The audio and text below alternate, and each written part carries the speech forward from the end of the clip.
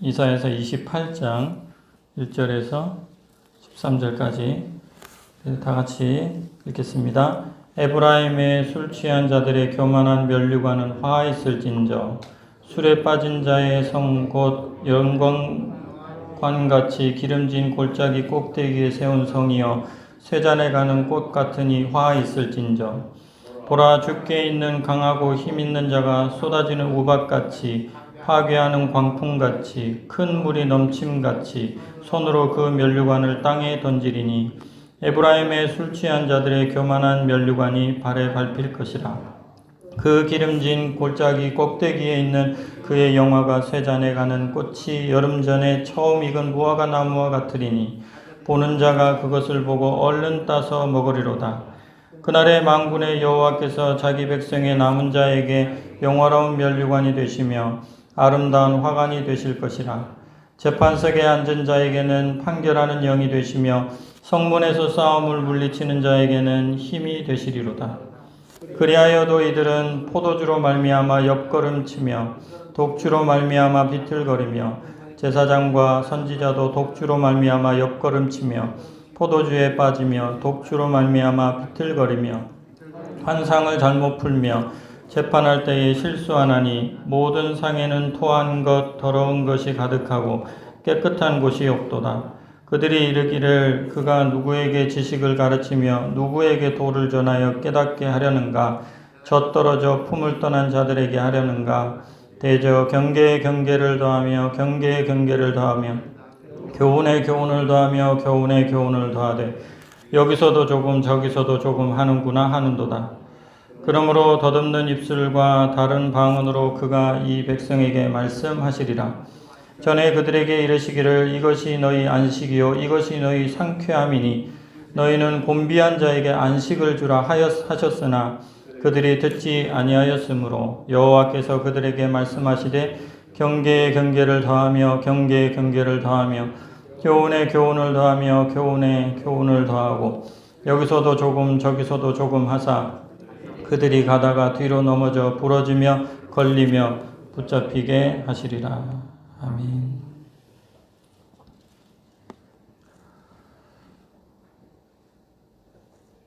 오늘 말씀의 주제는 경고입니다. 경고. 1절 말씀을 보시면 화 있을진저라는 말이 한 번도 아니고 두 번이나 나옵니다. 읽어드리겠습니다. 에브라임의 술 취한 자들의 교만한 면류관은 화 있을진저 술에 빠진 자의 성 곧 영화로운 관같이 기름진 골짜기 꼭대기에 세운 성이여 쇠잔에 가는 꽃 같으니 화 있을진저. 오늘 저는 경고의 내용보다는 경고의 대상이 누구인지 살펴보려고 합니다. 우리가 그 경고하는 대상과 우리 자신을 잘 비추어 보고 우리의 잘못된 자세를 바꾼다면은 오늘 설교의 목표를 이루는 것입니다. 부디 오늘 설교의 목표가 이루어져서 성도님들이 하나님으로부터 오는 평안의 복을 누리실 수 있기를 바랍니다. 누구에게 하시는 경고인가? 두 가지만 말씀드리겠습니다. 첫 번째는 술 취한 자에게 하시는 경고입니다. 술 취한 자에게 하시는 경고. 주시는 메시지는 단정하라, 단정하게 행하라는 메시지입니다. 1절 말씀 같이 한번 읽어보겠습니다. 술 취한 자라는 부분에 관심을 갖고 1절을 같이 한번 읽어보겠습니다. 시작. 에브라임의 술 취한 자들의 교만한 면류관은 화 있을진저 술에 빠진 자의 성 곧 영화스러운 관같이 기름진 골짜기 꼭대기에 세운 성이여 쇠잔에 가는 꽃 같으니 화 있을진저. 술 취한 자들에게 하시는 경고입니다. 운전을 생각해 보시면은 조금 더 이해가 쉽겠다 싶습니다. 운전할 때 술 취하면 큰 사고가 나지 않습니까? 그것처럼 나라의 운전도 술 취해서 운전하면 큰 화를 입고 또 개인의 인생 운전도 술 취하면 대형 사고가 납니다. 사람이 술을 먹는 이유는 두 가지일 것입니다. 하나는 좋아서, 기분이 너무 좋아서, 또 하나는 기분이 너무 안 좋아서. 두 가지겠죠. 어쨌든 이러한 몽롱한 상태, 멍한 상태, 이런 상태는 좋지 않습니다. 오늘 본문 1절의 주인공은 누구냐면 에브라임이라고 통칭하는 북이스라엘의 정치 지도자들을 이야기합니다. 그들이 술에 취해 있다고 말씀하시면서 정무에 바빠야 할 그들이 술판을 벌이고 있는 것입니다. 그러니 뭐 나라가 제대로 될 리가 있겠습니까? 국가일도 바빠 죽겠는데 그거 다 팽개치고 나는 승리자다. 여기 보면 면류관이라고 나오잖아요. 이 면류관을 쓴 자기네들 축하한다는 거죠. 그래서 술판을 벌인 그런 상황입니다. 그리고 이 사마리아 성도 아주 높은 곳에 아름답게 지어져 있는 성이 보면 꼭 면류관 같이 생기지 않았습니까? 옛날 성을 이렇게 보면 이렇게 돼 상상해 가시죠. 그게 꼭 아주 높은 곳에 이게 씌워 놓은 면류관 같이 이렇게 탁 씌워져 있는 그 사마리아 성이 이제 안전하고 견고하고 좋다. 이런 안정감 때문에 기분이 좋아가지고 술판을 벌였다는 것입니다. 완전히 나사가 다 파지고 텐션이 하나도 없이 늘어진 상태입니다. 이런 정치 지도자들 뿐만 아니라 종교 지도자들도 술에 취해 있었다고 고발하듯이 말하고 있습니다. 7절 말씀을 보겠습니다. 7절이요. 그리하여도 이들은 포도주로 말미암아 옆걸음치며 독주로 말미암아 비틀거리며, 이거는 정치 지도자들을 이야기하는 것입니다. 그 다음에 종교 지도자들이 나옵니다. 읽어보겠습니다. 제사장과 선지자도 독주로 말미암아 옆걸음치며 포도주에 빠지며 독주로 말미암아 비틀거리며 환상을 잘못 풀며 재판할 때에 실수하나니. 아멘. 정치, 종교 지도자 모두가 술에 취해 있으니 나라가 제대로 될 리가 없고 대형 사고가 날 수밖에 없습니다. 그래서 하나님 앞에서 해서는 안 될 일들을 자꾸 하는 것입니다. 극에 달할 정도로 이제 하나님께서 멸망시킬 수밖에 없는 상황으로 치달았던 것입니다. 이것은 그들에게는 현실이었으나 우리에게는 비유와 같습니다. 즉 인생 운전을 할 때 자기를 방탕함에 내어주면 큰 사고가 난다는 그런 교훈을 우리에게 줍니다. 우리가 인생 운전을 할 때 자기를 방탕함에 내어주면 큰 사고가 난다. 누가복음 21장 34절에 예수님께서 이런 말씀을 하셨습니다. 너희는 스스로 조심하라. 그렇지 아니하면 방탕함과 술취함과 생활의 염려로 마음이 둔하여지고 뜻밖의 그날이 덫과 같이 너희에게 임하리라. 우리가 말세의 때를 지금 살고 있다고 얘기를 하지 않습니까? 그런데 우리가 방탕함에 그냥 부풀어진 상태로 그렇게 살면 술 취한 것과 같아서 예수님께서 오실 때에 그날이 갑자기 덫과 같이 나를 잡는 덫과 같이 올 것이다. 그렇게 경계하고 계십니다. 로마서 13장 13절을 같이 한번 읽어보겠습니다. 방탕함이라는 것에 강조점을 두고 같이 한번 읽어보겠습니다. 낮에와 같이 단정히 행하고 방탕하거나 술 취하지 말며 음란하거나 호색하지 말며 다투거나 시기하지 말고. 아멘. 낮에와 같이 단정히 행하라. 이렇게 교훈을 주고 있습니다. 여러분, 우리는 생활을 할 때, 우리가 인생을 살 때, 오늘이 마지막일지, 내일이 마지막일지 우리는 모르지만, 어쨌든 우리가 인생을 살면서 우리의 자세가, 우리의 인생을 사는 자세가 하나님 앞에 단정한가, 아니면 부풀어져 있는가, 그것을 돌아보면 우리에게 유익이 될 줄로 믿습니다. 에베소서 4장 19절 말씀도 같은 말씀을 하고 있습니다. 제가 읽어드리겠습니다. 그들이 감각 없는 자가 되어 자신을 방탕함에 방임하여. 보면 감각 없는 자. 우리가 술에 푹 취하면 감각이 없어지지 않습니까? 모든 감각이 다 다운되듯이 우리가 우리 자신을 방탕함에 방임하여 모든 더러운 것을 욕심으로 행하되, 이런 말씀이 있습니다. 우리가 경계하지 않고 우리 자신을 방탕함에 그냥 놔둬 버리면 우리가 욕심에 빠지고 그로 인해서 더러운 것들을 행하게 됩니다. 조심해야 되겠습니다. 예수님의 말씀처럼 참 조심하고 또 바울 사도의 말씀처럼 단정히 행하도록 해야 할 것입니다. 성도 여러분, 하나님 앞에서 정신을 차리고 단정하게 행하시기를 주님의 이름으로 축복합니다. 두 번째, 누구에게 주시는 경고인가? 교만한 자에게 주시는 경고입니다. 교만한 자에게 주시는 경고. 주시는 메시지는 겸손하게 살아라 이런 뜻입니다. 겸손하게 살아라. 1절 말씀을 읽어보겠습니다. 제가 읽어드리겠습니다. 에브라임의 술 취한 자들의 교만한 면류관은 화 있을진저 술에 빠진 자의 성 곧 영화로운 관같이 기름진 골짜기 꼭대기에 세운 성이요 쇠잔에 가는 꽃같이 화 있을진저. 9절에도 교만한 사람이 또 나오는데요. 아까 종교 지도자들에 대해서도 같은 이야기를 하고 있습니다. 9절 보면 읽어보겠습니다. 그들이 이르기를 그가 누구에게 지식을 가르치며 누구에게 도를 전하여 깨닫게 하려는가 젖떨어져 품을 떠난 자들에게 하려는가. 아멘. 이 1절에 보면 정치 지도자들이 교만했다는 것을 아주 교만이라는 단어를 딱 박아가지고 그들의 교만을 딱 정확하게 이야기를 하고 있습니다. 그런데 9절은 분위기가 묘합니다. 종교 지도자들의 교만이 묘하게 표현되어 있습니다. 9절을 보면 누구에게라는 말이 반복해서 나옵니다. 어떤 뉘앙스인지 좀 아시겠습니까? 누구에게.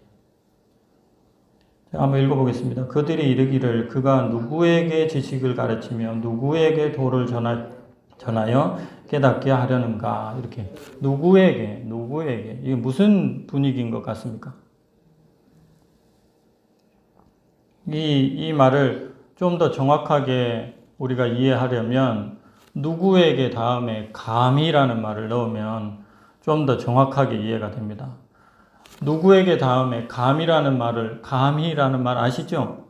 그 말을 넣어서 같이 한번 읽어보겠습니다. 뉘앙스를 넣어서요. 같이 한번 읽어보겠습니다. 그들이 이르기를 그가 누구에게 감히 지식을 가르치며 누구에게 감히 도를 전하여 깨닫게 하려는가? 젖떨어져 품을 떠난 자들에게 하려는가? 이 말은 지금 나를 어린애 취급하는 거야 이 뜻입니다. 지금 이사야가 하나님의 말씀을 전하니까 이 종교 지도자들이 나도 종교 지도자인데 네가 감히 내가 그걸 모를 줄 아냐? 감히 나한테 그런 얘기를 하냐? 이런 식으로 이야기를 하고 있는 것입니다. 뉘앙스가 좀 오십니까? 지금 종교 지도자들이 하나님의 말씀을 들을 마음이 없습니다. 왜요? 술 취해 있어요. 그리고 더 나아가서는 교만해 있어요. 한껏 높아져 있습니다. 이 종교 지도자들이 얼마나 높은가 하면 상을 차려놨지 않았습니까? 그 상에 하나님께 바치는 제물이 있습니다. 그 앞에서 술을 먹는 겁니다. 그리고 나서 그 상 위에다가 토해 놓은 겁니다. 그리고 이사야 선지자가 와서 하나님의 말씀을 전하니까 네가 감히 누구에게 지금 가르치려고 하느냐 이런 식으로 이야기를 하고 있는 거죠. 이런 교만한 마음을 가지고 있으면 큰 사고가 납니다. 성경은 교만에 대해 매우 많이 경고하고 있습니다. 그 중에서 대표적인 말씀이 성도님들 아시는 대로 잠언 16장의 말씀일 것입니다. 잠언 16장 18절 말씀. 교만은 패망의 선봉이요 거만한 마음은 넘어짐의 앞잡이니라. 교만하면 망한다. 거만하면 넘어진다. 사고 난다. 이렇게 말씀하고 있습니다. 성도 여러분, 다른 사람을 위해서가 아니라 여러분 자신을 위해서 교만하지 않으시기를 주님의 이름으로 축원합니다. 나도 알 만큼 안다. 이런 마음보다는 그렇겠구나 하고 자신을 돌아볼 때 안전하고 좋습니다. 성숙하다는 것은 무엇입니까? 내가 모른다는 것이 많다는 것을 아는 것이 성숙한 것입니다. 지금도 교만한 마음이 없으시겠지만 앞으로도 교만함을 늘 경계하시고 겸손하게 하나님의 말씀을 받으시기를 주님의 이름으로 축원합니다. 우리는 언제 교만해지기 쉬운가 살펴보는 것이 유익할 것이라고 생각합니다. 언제 교만하기가 쉬울까? 첫 번째는 아는 것을 말하면 교만해지기 쉽습니다. 좀 전에 말했듯이 구절처럼 나도 안다. 내가 아는 말 하니까 나도 안다. 이렇게 아는 말 할 때 감히 이런 마음이 듭니다. 아는데 또 나한테 왜 얘기하는 거야? 이런 식의 마음이죠. 교만해지기 쉽습니다. 아는 말을 들을 때. 그럴 때라도 우리가 아는 말일지라도 또 하시는 하나님의 말씀이 있겠지, 하나님의 뜻이 있겠지 생각하고 하나님의 말씀으로 받으면 복이 될 줄로 믿습니다. 두 번째는 쉽게 말하면 교만하기가 쉽습니다. 쉽게 말하면. 10절 말씀을 같이 한번 읽어보겠습니다. 이 말씀이 좀 어려워요. 한번 읽어보겠습니다. 대저 경계에 경계를 더하며 경계에 경계를 더하며 교훈에 교훈을 더하며 교훈에 교훈을 더하되 여기서도 조금 저기서도 조금 하는구나 하는도다. 이 말이 참 어렵고도 재미있지 않습니까? 리듬이 좋은 거 아니에요. 경계에 경계를 더하고 경계에 경계를 더하고 교훈에 교훈을 더하고 교훈에 교훈을 더하고 여기서도 조금 저기서도 조금 하는도다. 이 말을 하는 사람은 교만한 사람이 지금 이 말을 하고 있는 것입니다. 지금 이사야가 얘기를 하는데 그 말이 이렇게 들리는, 그 사람에게는 이렇게 들리는 것입니다. 경계, 경계, 경계, 경계, 교훈, 교훈, 교훈, 교훈 이렇게 들리는 것입니다. 문법적으로 보면 동사가 없어요. 이 문장에는 동사가 없습니다. 명사만 있습니다. 경계에 경계를 더하고 경계에 경계를 더하고 경계를 경계를 더하고 교훈에 교훈을 더하고 교훈에 경계 경계 경계 경계 교훈 교훈 교훈 교훈 여기 저기 이런 식으로 얘기를 하는 것입니다. 너무 쉽죠? 이거 모르는 사람이에요. 여러분 제가 강단에 올라와 가지고요 30분 내내 아무 논리 없이 단정히 교만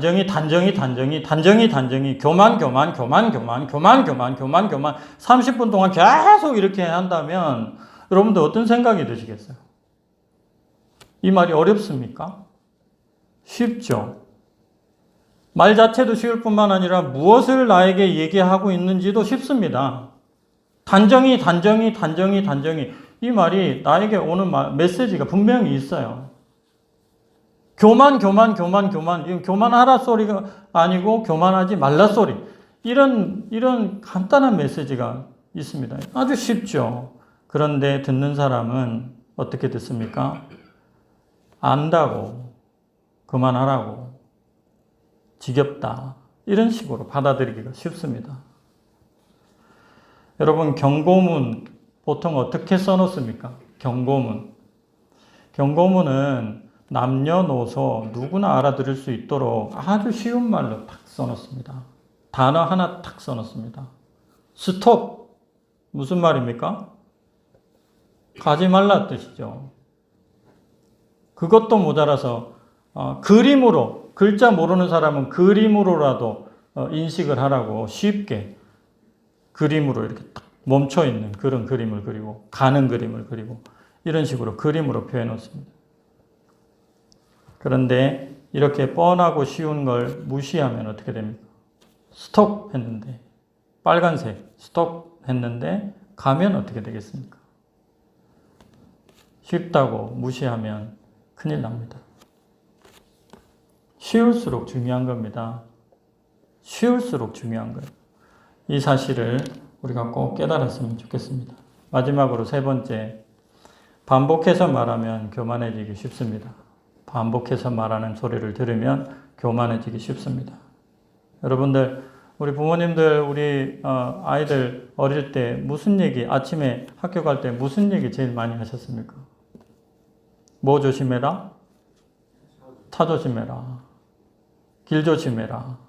또 제 세대는 저 어릴 때는 사람 조심해라 이런 얘기도 들었습니다. 그 말을 아침마다 하죠. 왜 아침마다 합니까?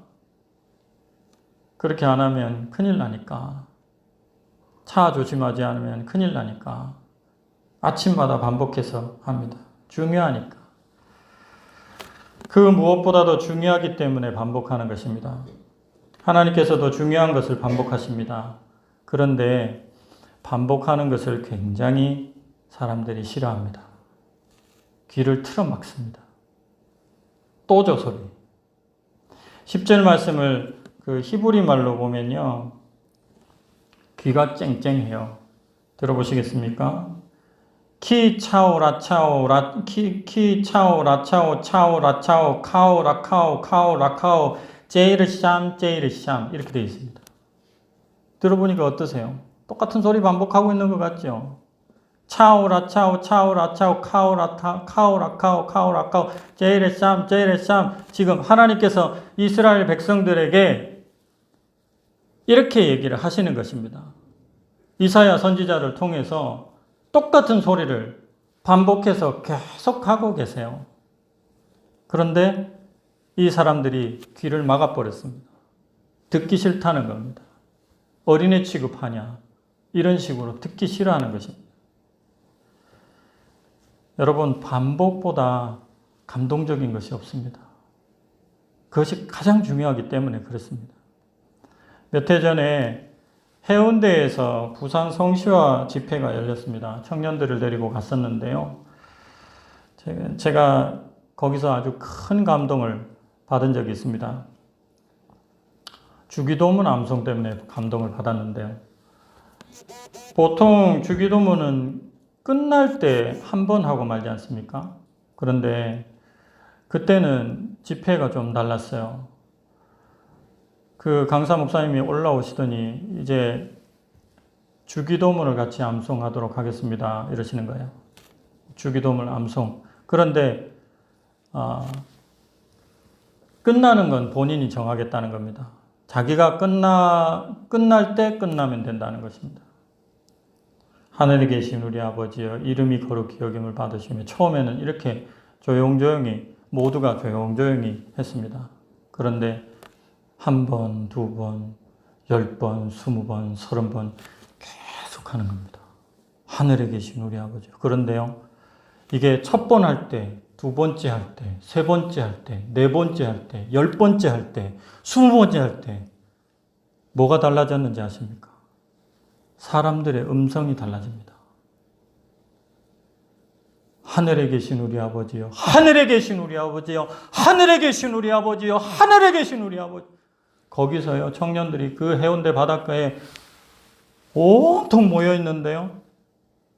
해운대 바닷가에 하늘에 계신 우리 아버지여가요, 온 해운대를 뒤덮었습니다. 나라에 임하옵시고. 반복하는데요. 제가 지금도 전율이 오르는데요. 그때 전율이 팍 오르더라고요. 여러분들 그런 경험 있으십니까? 반복해 보십시오. 반복이 묵상입니다. 묵상 가운데 하나님을 만나는 것입니다. 반복할 때 우리가 어떤 말씀이든 그 말씀이 내 말씀이라 생각하고 그 말씀을 반복하고 또 반복하고 또 반복하고 또 반복하고 또 반복할 때 거기에 하나님이 임재하시는 것입니다. 거기서 그 지점에서 하나님을 만나는 것입니다. 교만한 사람들은 그렇게 하지 않습니다. 반복하고 또 반복할 때 귀를 막아버립니다. 그리고 듣지 않습니다. 그런 사람들에게요, 하나님께서 어떻게 하시는지 압니까? 하나님께서 똑같이 말을 하면서 그래서 망했잖아 이렇게 얘기하십니다. 뒤에 보면요, 몇 절입니까? 13절에 보면 경계에 경계를 더하며 경계에 경계를 더하며 교훈에 교훈을 더하며 교훈에 교훈을 더하고 여기서도 조금 저기서도 조금 하사 그들이 가다가 뒤로 넘어져 부러지며 걸리며 붙잡히게 하시리라. 말씀이 똑같은 말씀이 있습니다. 이거는 누가 하시는 말씀이냐면 하나님이 하시는 말씀이에요. 아까는 교만한 자들이 경계 비웃어가면서 조롱하듯이 경계 교훈의 교훈 그만해 이런 식으로 조롱하면서 얘기를 했다면 이 똑같은 말을 하나님께서 이렇게 얘기하시는 겁니다. 봐라. 경계하라고 했지. 경계하라고 했지. 내 교훈을 들으라고 했지. 교훈 내가 얘기했지. 여기서도 얘기하고 저기서도 얘기하고 조금씩 계속해서 얘기했지. 근데 안 듣더니 이제 너는 뒤로 목이 부러져서 걸리며 붙잡히게 될 것이다. 이렇게 말씀을 하시는 거죠. 우리가 반복하는 말씀에 대해서 쉽게 생각하면 안 됩니다. 하나님의 말씀이 반복되어져서 여러분들에게 올 때에 그 말씀을 나의 말씀으로 그렇게 받으시기를 바랍니다. 그렇게 될 때에 하나님으로부터 안정감을 느끼게 될 것입니다. 그러나 그것을 귀를 막고 듣지 않으면 큰일 납니다. 말씀을 맺겠습니다. 하나님께서는 인생을 단정치 못하게 살아가는 자와 교만한 자에게 경고하셨습니다. 단정치 못하는 자, 그리고 교만한 자, 이 사람에게 경고를 하고 있습니다. 우리에게 하시는 말씀으로 받고 지금까지 흐트러져 있고 늘어져 있고 마치 술 취한 것처럼 멍하게 인생을 살았다면 우리가 다시 돌이켜서 단정하고 우리가 귀를 막고 하나님께서 말씀하시는 그 말씀에 귀를 막고 있었다면 그 교만에서 벗어나서 겸손하게 살아가시는 저와 우리 성도님들 다 되실 수 있기를 바랍니다. 하나님께서 안전을 허락하여 주실 줄로 믿습니다. 기도하겠습니다. 하나님 아버지 감사합니다. 하나님의 말씀으로 우리가 단정해야 할 것과 겸손해야 할 것을 알게 하여 주셔서 감사합니다. 과거 이스라엘 백성들은 우리에게 보여주시는 모델입니다. 잘못된 모델을 보고서도 똑같은 일을 행하지 않도록 저희들에게 은혜를 베풀어 주시옵소서. 돌아서게 하시옵소서. 교만한 모습에서 돌아서고 흐리멍텅한 술 취한 자 같은 그러한 삶을 이제 청산하고 하나님 앞에 단정하고 겸손하게 주님 의지하고 살아갈 수 있도록 주님 말씀 따라 살아갈 수 있도록 은혜 베풀어 주시옵소서. 예수님의 이름으로 기도합니다. 아멘.